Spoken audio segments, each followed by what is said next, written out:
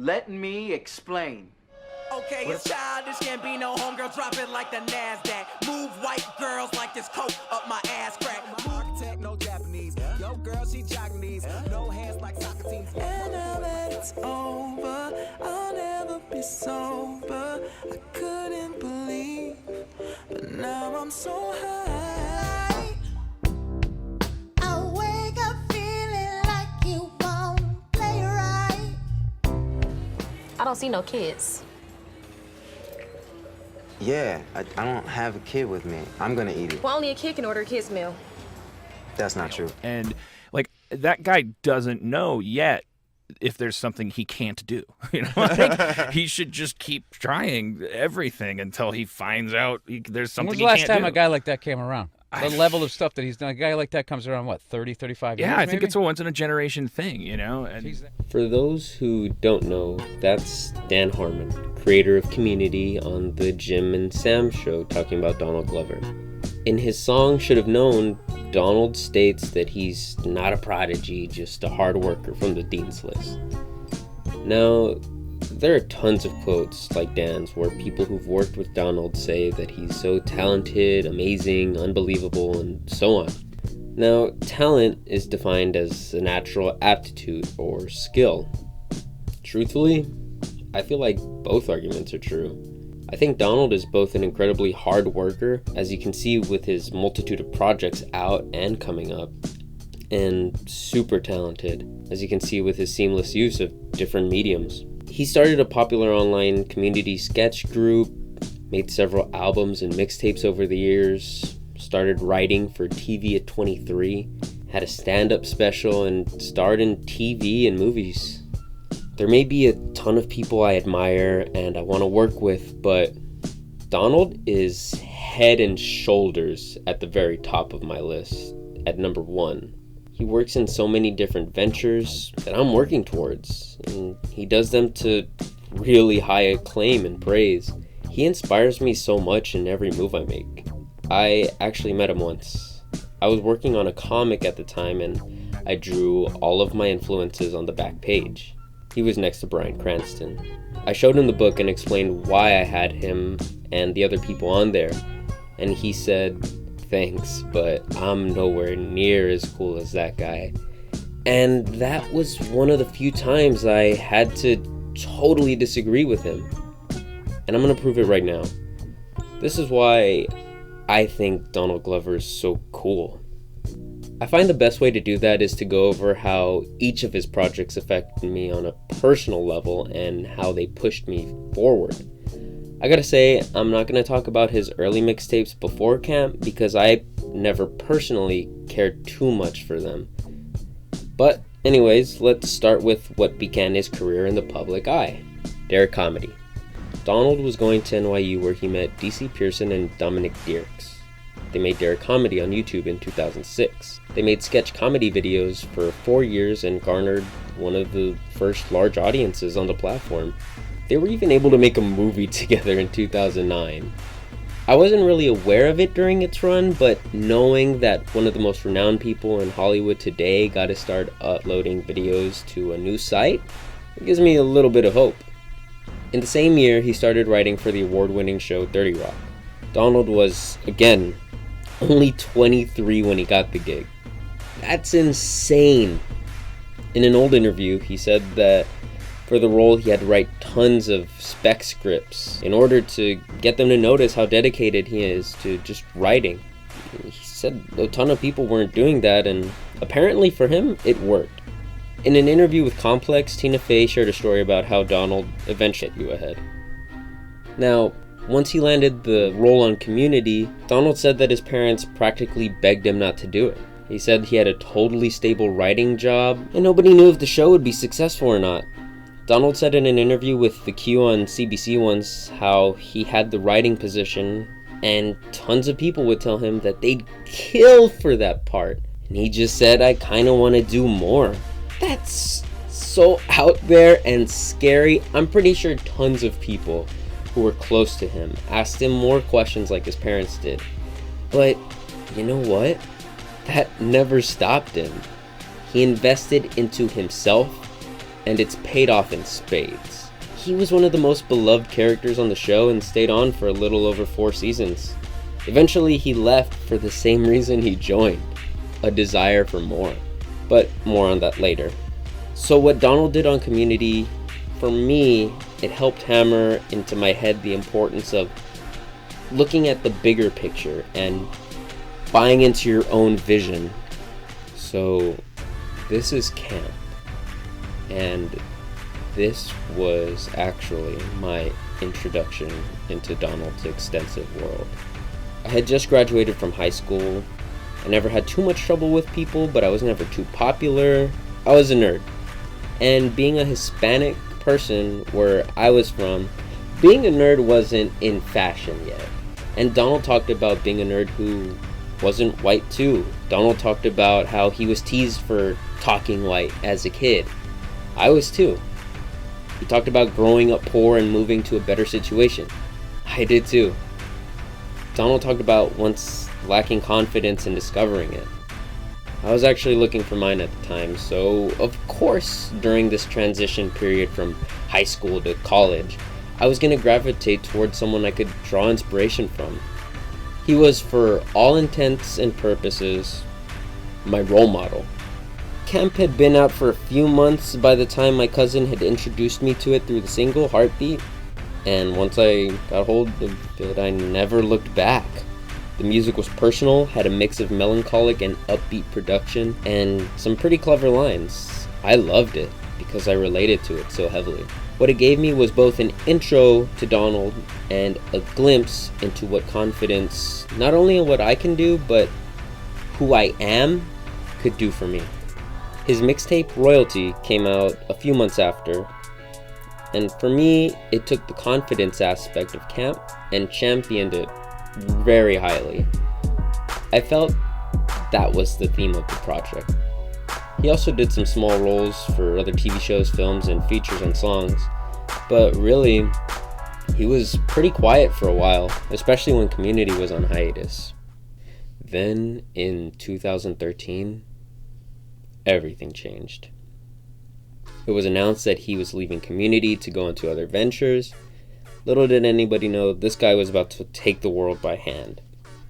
He deleted all his tweets, he wasn't on TV, and he wasn't putting much music out for a while. He was a ghost. Then he announced Because the Internet. The rollout was brilliant. He took on the persona of a character original to the album known as The Boy in interviews. He released a short film preluding the album a few months in advance. He reworked his website to match the concept, and he seemed to forgo his old happy-go-lucky persona and went for a more somber public image to match that of the story. A screenplay would accompany the album. It had undertones of divided racial views, belonging, relationships, and the cold, hard facts of why people really do what they do. And then we got the music. The production was dark and moody, right? It started off with haunting wails and chanting, followed by an ambiguous chorus.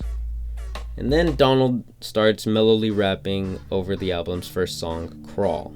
It established that this was going to be a different Childish Gambino. His rapping was way more serious, without getting preachy or boring, and his falsetto had improved leaps and bounds whenever he would sing throughout the album. He was darker. It set the tone for the rest of the album with that first song, and the concept was pretty ambiguous, yet pretty discernible at the same time. To me, it was the same as the screenplay. Human nature and discomfort.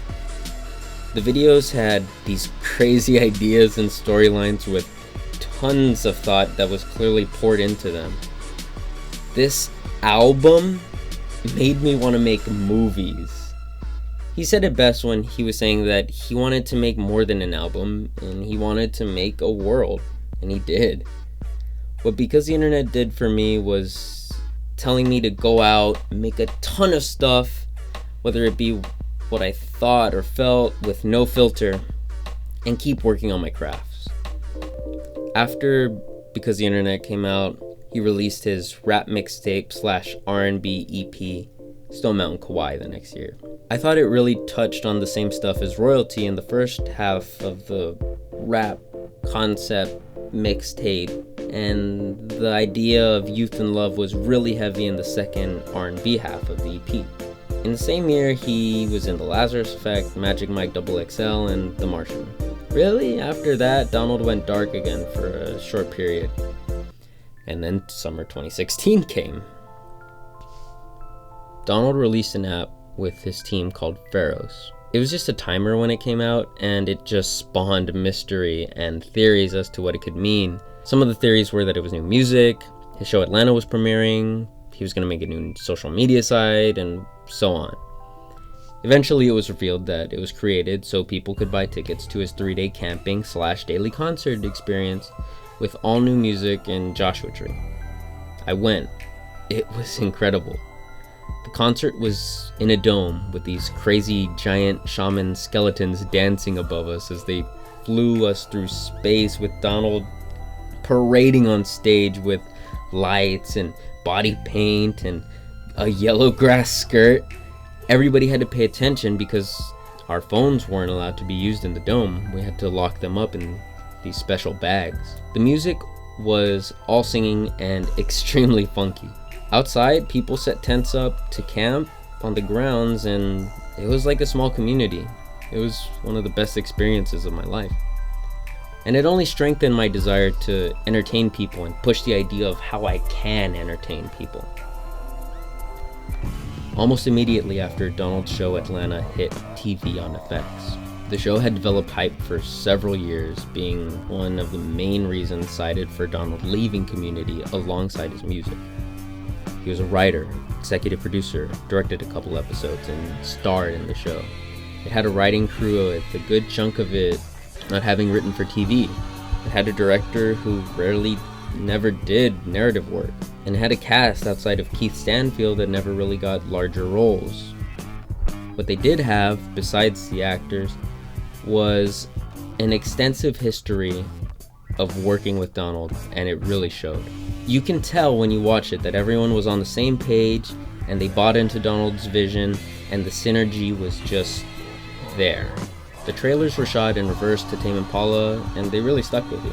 The show itself was filmed so beautifully, with tons of shots done so unconventionally, and you would rarely see that on TV. The direction was somber and surreal while staying hilarious.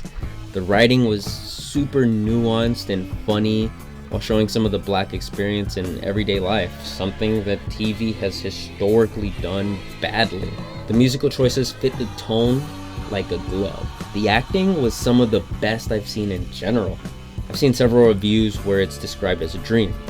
To me, it showed the crazy ridiculousness of reality. Everything was done so well and so differently from what I already considered to be a golden age in TV, that it was still somehow a breath of fresh air. The idea of Donald just making Atlanta influenced me so much, I sold my car and used the money to follow my passion and finally write, direct, and star in my own pilot that I'm gonna go on and try to sell to people. I'd been working on the story for a year. When I saw Atlanta, I didn't just want to make a good show. I wanted to reevaluate what I knew about how to make a show and try to work for something I can show people that I feel is great. And Atlanta's had an amazing effect on my life. It made me put my money where my mouth is. After Atlanta, Donald released his psychedelic funk album, Awaken My Love. It's my favorite musical endeavor of Donald's. It was a total switch up in style. His singing was gorgeous. It was so cohesive, sharing a consistent message throughout each song. It focused more on the feeling it gave you, as opposed to leading you into these ideas and concepts like when he raps, which was a nice change of pace. And what really connected me to the album personally was that the album's about being a father to his new son. I have a daughter on the way, and I just feel the album's message of fatherhood and love and being there hits so differently now, and I love it. It just makes me want to evoke emotion in others. He recently came out in Spider-Man Homecoming, he's Lando in the new Han Solo film, and he'll be Simba, my childhood favorite, in 2019, it's Lion King. So yeah, again, Donald is an incredible entertainer. He wears so many hats that people say shouldn't work, and I want people to say the same thing about me one day. I relate to so much of what he's shared and made, and will continue to share and make. He challenges people into asking what they really want. I used to feel like a kid with a hero, but now I feel like a man with someone to catch up to. A muse. He encourages me to work harder and shows me that I can do it too. Thanks to him, I research and seek advice on everything I'm interested in now. I want to say thank you, Donald. Thank you so much for the influence you've had on just what I do and what I want to do. You're the person I want to work with the most. And to me, that's why Donald Glover is so damn cool. Thank you.